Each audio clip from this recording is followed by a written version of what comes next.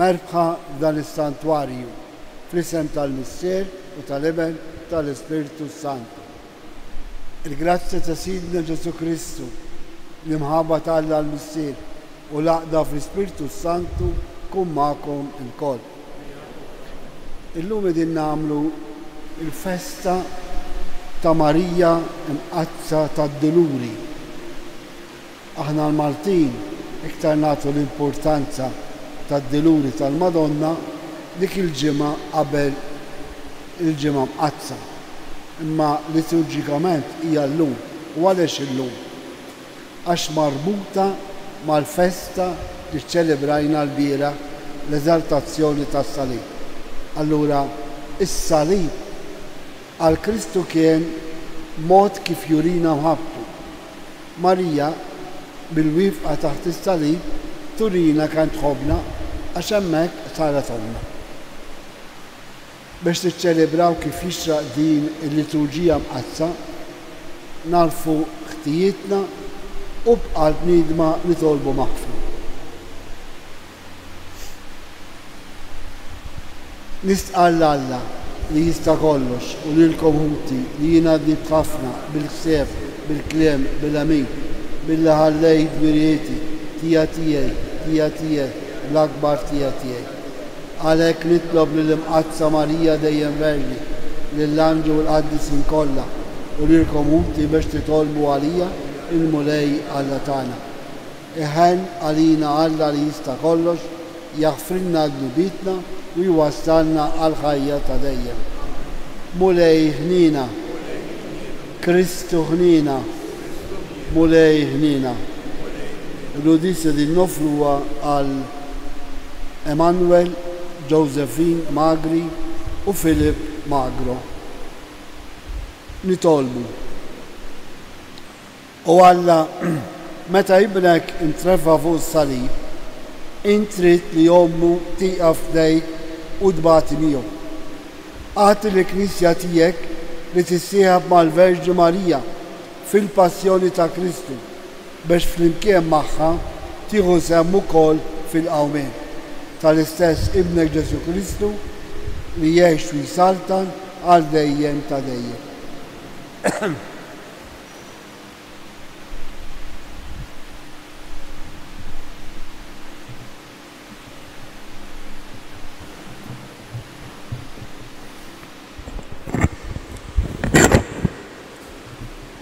Qari mill-ittra lill-Lut.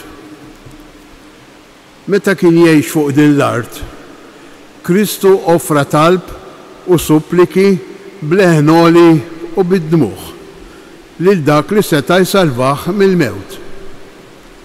U kien mismuħ minħabba fil-qima tiegħu lejn Alla. Għad li kien iben tgħallem minn dak li bata xi tfisser l-obbedjenza. U billi laħaq il-perfezzjoni sar awtur tas-salvazzjoni ta' dejjem għal kull min jisma' minnu.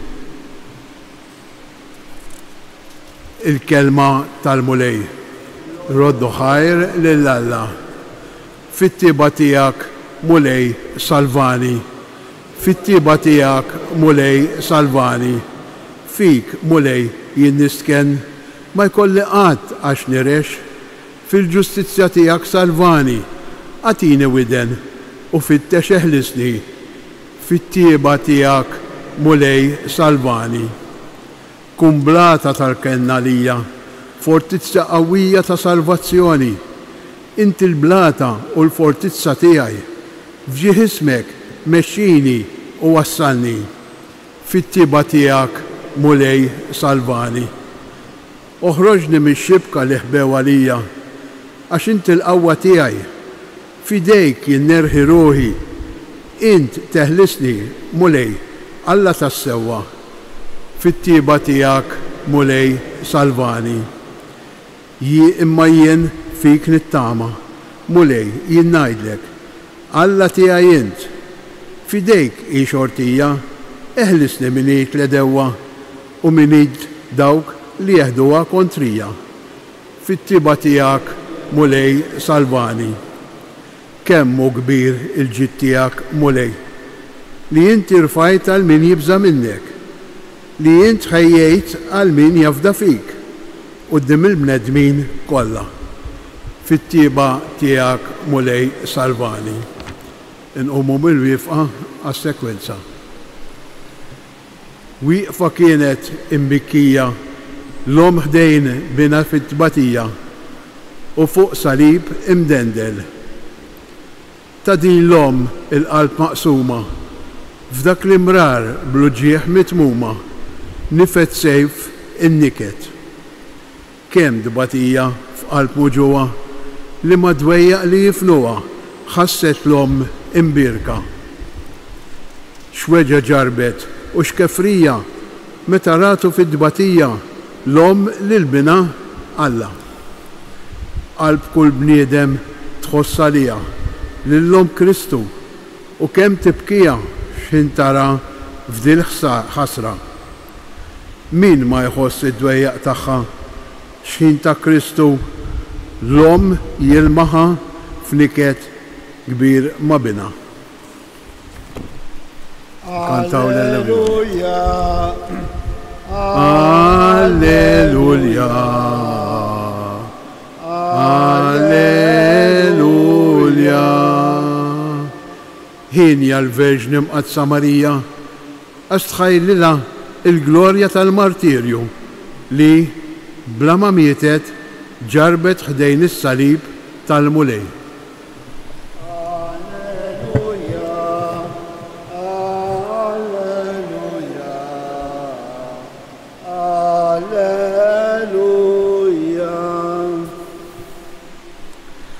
Il-Mulej ma'kom. Qari mill-Vanġelu skont San Ġwan.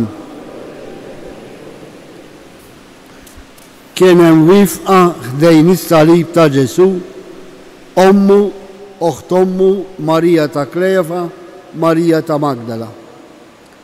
Mela kif Ġesu lemaħ lill-ommu u lid-dixxiplu li kien iħobb wifq ħdejja, qal lill-ommu: Mara, hawn hu ibnek.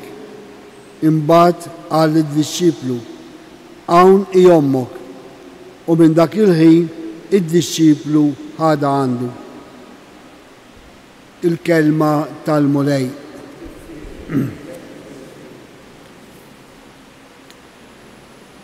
Fil-festa tal-eżaltazzjoni tas-salib u fit-tifkira tad-doluri ta' Marija, ma nistgħux ma naħsbux daqsxejn fuq id-dbatijiet tagħna, anki jekk id-dbatijiet nippruvaw neħilsu minnhom, imma id-dbatija hija parti essenzjali mill-ħajja tal-bniedem.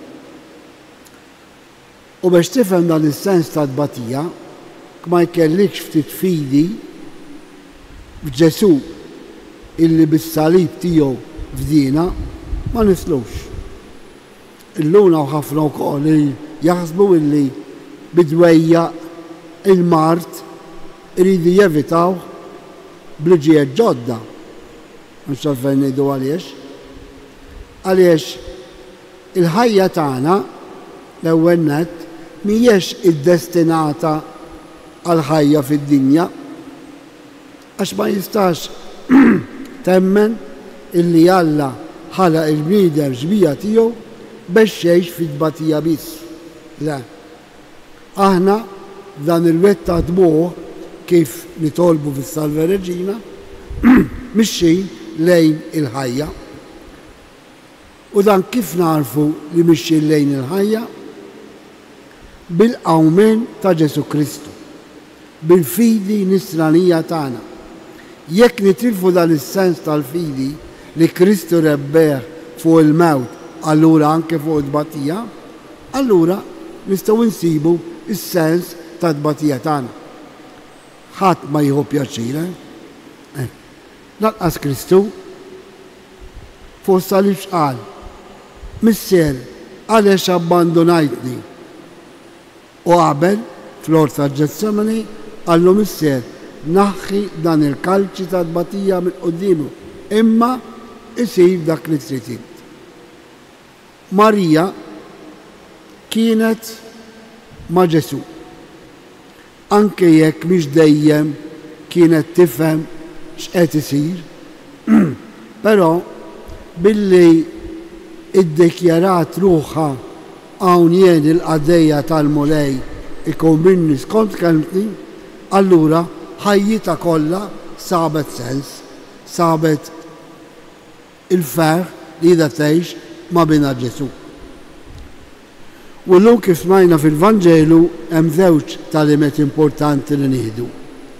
L-ewwel nett jgħidilna il-Vanġelu ta' San Ġwan illi kienet wifqa ħdejn Ġesu taħt is-salib. U għaliex jgħid kienet wifqa? Ovvjament San Ġwan ma kienx jgħid jirrakkonta kronoloġikament kif miet, imma billi qal wifqa tfisser illi hemmhekk kienet qiegħda tgħid hawn jien il-qaddejja tal-mulej. Anke dak il-ħin meta qed tara lil bina jiġi maqtul innoċentament, u hemmhekk attenta, konsapevoli ta' dak li qed isir. Dik li qiegħda tieħu sehem mid-tbatija ta' Kristu għaliex bis-salib Kristu fdina. Din hija l-verità u ħafna drabi din il-verità ma forsi nsibu diffikultà biex naċċettawha. Allura, jekk Marija qiegħda tgħidilna hawn jien taħt is-salib, anki aħna żbieb bil-fidi tagħna quddiem kull tip ta' problema żgħira jew kbira, irridu niftakru hawn jien mulej. U meta ngħidu hawn jien mulej ifisser jien inqum bil-wifqa biex nagħmel ir-rieda ta' Alla. Dik id-determinazzjoni li kienet f'Marija. Allura hemmhekk ukoll tieni ħsieb Marija saret il-Knisja. U kif saret il-Knisja? Aħna nitwildu bit-tbatija tal-om. Marija saret fit-tbatija. Propju taħt is-salib Ġesu jiddekjara li hija omna. X'qal lil Ġwanni, u hemmhekk Ġwanni kien qed jirrappreżenta l-umanità kollha. Alla mara laqqas sejħilha ommu, mara hawn u ibnek. U dak il-ħin saret l-umanità. U kienet qiegħda tbati mhux fiżikament, imma tistgħu timmaġinaw, forsi xi ħadd minna hawnhekk preżenti għadda mill-esperjenza illi meta titlef lil bina hija naħseb l-ikbar tbatija, l-ikbar dwejja. Ma din hija frott ukoll tal-umanità illi l-umanità minħabba dlub ta' Adam intilfet mill-grazzja totali ta' Alla, imma Alla wiegħed is-salvazzjoni u dan seħħ bil-mewt fuq is-salib ta' Ġesu u bil-qawment tiegħu mill-imwiet. U hemmhekk San Ġwan jgħidilna illi xejn Ġesu qal hawn hi ommok. Hemmhekk jgħidilna minn dak il-ħin id-disċiplu ħada għandu. U hemmhekk Marija saret omna. Qegħdin fis-Santwarju ta' Pinu, tal-Madonna ta' Pinu. Qegħdin din it-tifkira liturġika tad-doluri tal-Madonna. Naf li xi wħud minna għax ħafna jiġu biex jitolbu l-interċessjoni tal-Madonna waqt momenti ta' tbatija. U hija ħaġa sabiħa, hija xi ħaġa li tagħtina faraġ quddiem it-toqol ta' tbatija. Però niftakru illi tbatija u l-ħażen m'għandux l-aħħar kelma fuq l-istorja ta' kull wieħed u waħda minna. Għax din ir-real fidi tagħna kif Kristu rebaħ il-mewt bil-qawment tiegħu, aħna jekk li naqdu miegħu bħalma naqdet Marija fit-tbatija ta' bina Ġesu, anki aħna insibu salvazzjoni tagħna. Għalhekk il-Knisja tal-limna marbutin mad-doluri ta' Marija naslu għad-dawl tal-qawmien. U din hija t-tama kbira li jista' jkollna. Allura jew nitolbu l-Madonna tenna biex qudiem id-batija, speċjalment batijiet kbar, forsi anke problemi li nirċievu mill-ħażen tal-oħrajn, mill-inġustizzji li nistgħu insofru, ninaqdu ma' Marija bil-wifqa taħt is-salib ta' Bina Ġesu. U jekk aħna nkunu determinati u maqudin ma' Kristu fit-tbatija tiegħu, sa nkunu wkoll rebbieħa fuq kull ħażen li jkun madwarna. Ejjew nistqarru l-fidi tagħna, l-fiduċja tagħna f'Ġesu li flimkien ma' Marija salvaw id-dinja.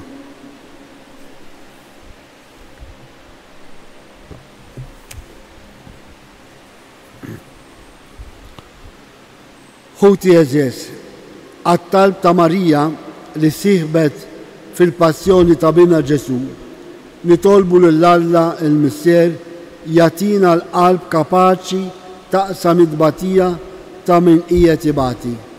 U fidi nitolbu ngħidu enna mulej bil-ħarsien ta' Ommok Marija. Enna mulej bil-ħarsien ta' Ommok Marija. Sabiex il-Knisja bħal Marija kun ta' fidi u mħabba għal-bnedmin kollha nitolbu enna mulej fil-ħarsien ta' Ommok Marija. Sabiex is-soċjetà ċivili tkun attenta għad-batijiet u għal-ħtiġijiet tal-persuni b'diżabilità, tal-ħabsin u tad-drogati u dak kollha b'bżonjusi nitolbu enna mulej bil-ħarsien ta' Ommok Marija. Sabiex minnu imnikket minħabba il-mewt ta' xi ħadd għażiż, iġarrab l-imħabba tiegħek u l-faraġ tat-tama mill-qawmien mill-imwiet nitolbu enna mulej fil-ħarsien. Sabiex aħna l-koll li qegħdin nieħdu sehem f'din l-Ewkaristija f'dan is-santwarju u moqogħdin maħutna bil-mezzi soċjali u dak kollha li jitolbuna biex Marija tinterċedi għalihom fil-mar tagħhom, nagħmlu dejjem ir-rida tiegħek f'ħajjitna nitolbu. Permettuli talba bit-Taljan. Fratelli e sorelle, uniti a Maria sotto la croce, lei che era lì con fede, con amore, in unione con suo figlio, possa essere vicino a noi perché possiamo superare ogni dolore, ogni paura davanti ai problemi della vita quotidiana. Nitolbu, preghiamo, enna mulej bil-ħarsien ta' Ommok Marija. U fl-aħħar nitolbu skont l-intenzjoni personali tagħna. Ilqa' mulej dawn it-talbiet tagħna u għatina li nissiebu flimkien ma' Marija fit-tbatijiet ta' Kristu biex ikollna sehem miegħu fil-glorja tal-qawmien u li jgħix u jsaltan għal dejjem ta' dejjem.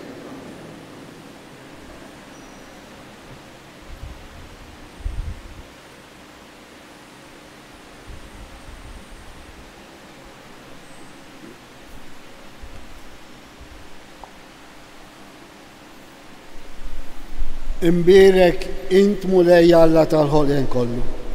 Għax fit-tjubitek tajdna dan il-ħobs li qegħdin nofrulek, frott tal-art u xogħol il-bniedem li minnu jsir għalina il-ħobs tal-ħajja.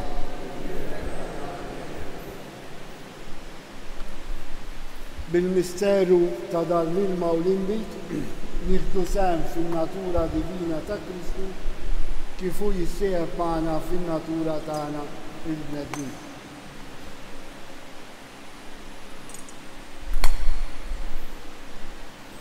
Imbierek int mulej Alla tal-ħolqien kollu. Għax fit-tjubitek tajdna dal-inbit li nofrulek, frott tad-dilja u xogħol il-bniedem li minnu jsir għalina x-xorb tar-ruħ.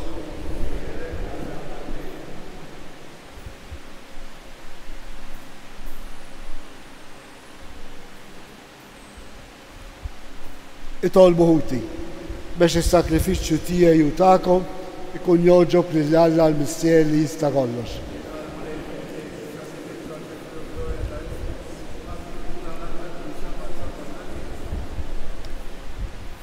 Għat-tifħir ta' ismek u Alla ħanin, il-qattalb u l-offerta li għedin namlulek fġeħ il-Verġi Mqazza Marija li x'kien kienet wifqa dejn is-salib ta' Ġesu fil-ħina kbira tiegħek ta' tijilla bħala l-aktar twajba tagħna bi Kristu Sidna. Il-mulej magħkom. Nerfgħu qlubna l-fuq niżukħar lill-mulej Alla tagħna. Sewwa u xiera ta' sew missier Addis, Alla ta' dejjem tista' kollox, tajjeb u taġid tas-salvazzjoni tagħna li dolodu u f'kull sitwazzjoni ta' tbatija irrodulek ħaj. U nfaħruk, imberkuk, inxandru l-kobor tiegħek fid-diruri ta' Marija dejjem Verġni li nisted il-libnek il-waħdini tiegħek bil-qawwa tal-Ispirtu Santu u bla ma tifset fil-glorja ta' ġbobita tat lid-dinja id-dawl ta' dejjem Kristu Sidna. Bih ifaħru l-kobor tiegħek l-anġli, imuk id-dominazzjonijiet, jitredu quddiemek is-setat, il-kol ferħana jfaħru smawiet ma' serafini u l-qawwiet tas-sema. Flimkien ma' tagħhom ilqa' nitolbu it-tifħir tagħna waqt bil-qima intennulek Addis, Addis, Addis. Mulej Alla tal-eżerċiti, is-smawiet u l-art imlija bil-glorja tiegħek. Osanna fil-oli ta' smawiet. Imbirek minn ġej fissem il-mulej. Osanna fil-oli ta' smawiet.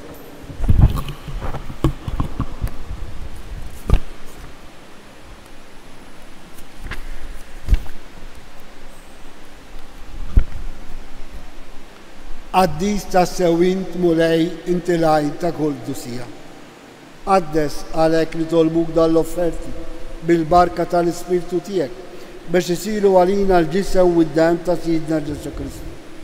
Li meta kien ser jingħata biex mir-rajħ jibati ħal-ħobs, rat il-ħaj, qasam tal-disċipli tiegħu u qal ħudu u kulu il-kol minn dan għax dan huwa ġismi li jingħata għalikom.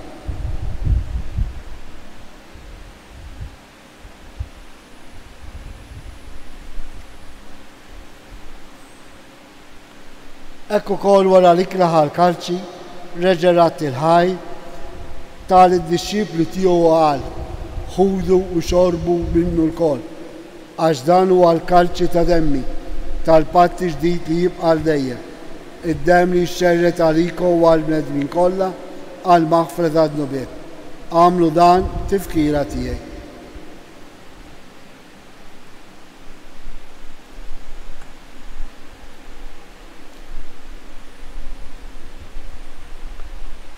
Danu il-misteru tal-fidi, salvana intu salvatur ta' dinja bis-salib u l-awment tiegħek inti fdejtna. Għalek aħna u namlu dan tifkira tal-mewt u l-awment ta' Sidna Ġesu Kristu, nofrulek mulej il-ħobs tal-ħajja u l-kalċi tas-salvazzjoni. U rodulek ħaj, għax oġbuk tilqana hawn quddiemek biex ngħaduk. Miċċa kontani tolbu l-Ispirtu Santi għadna f'nisewijiet li jinna nieħdu sebi ġisew id-dem ta' Kristu. Ftakar mulej fi knisja tiegħek imxerda mad-dinja kollha.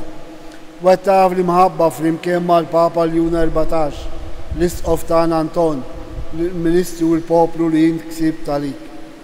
Ftakar f'ħutna Emanuel, Josephine Magri u Filip Magro li joġbok issejħilhom għal għandek minn din-dinja.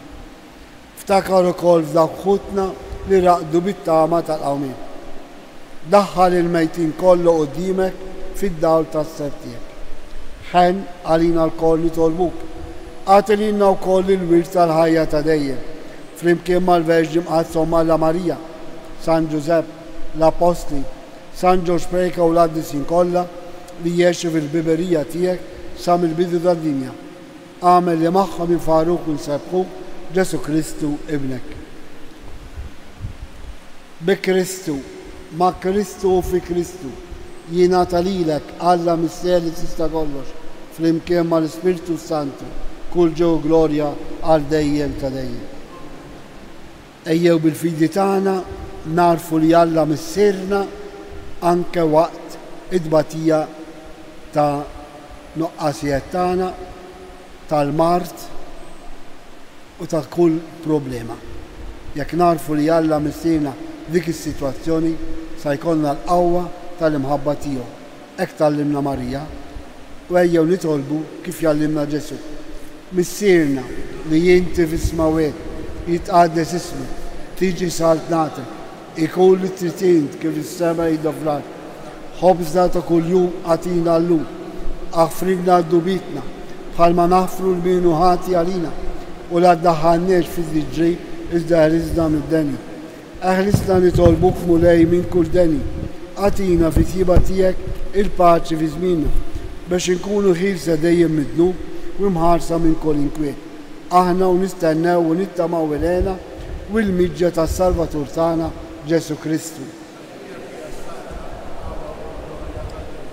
Mulej Ġesu Kristu li għedt l-apostli tiegħek inħallilkom islem nagħtikom islem tiegħi.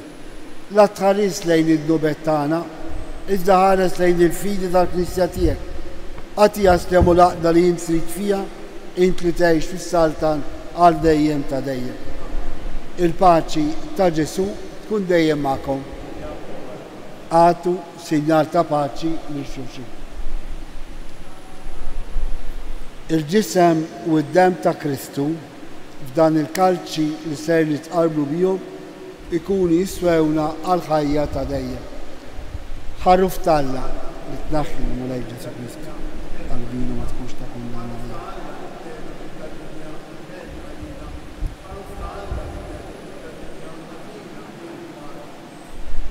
Danu Ġesu, danu l-ħaruf talla li naħħi d-nubet ta' dinja. Ħejni naħna l-mistidna għall-ikla tal-ħaruf.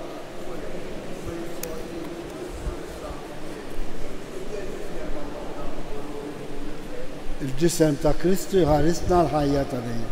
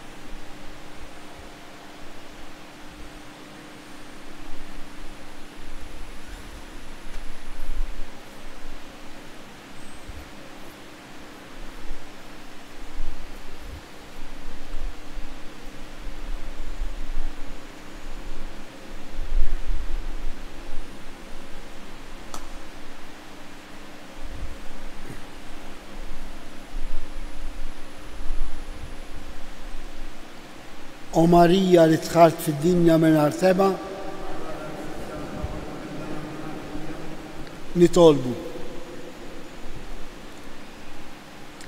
Issa li tqarbilna mulej bis-sagramenti tal-fidwa ta' dejjem fiċ-ċokontani tolbuk biex aħna u niftakru fin-niket tal-Verġi Mqazza Marija intemmu fina għal ġid tal-Knisja dak li jonqos mid-tbatija ta' Kristu li jgħix u jisaltan għal dejjem ta' dejjem.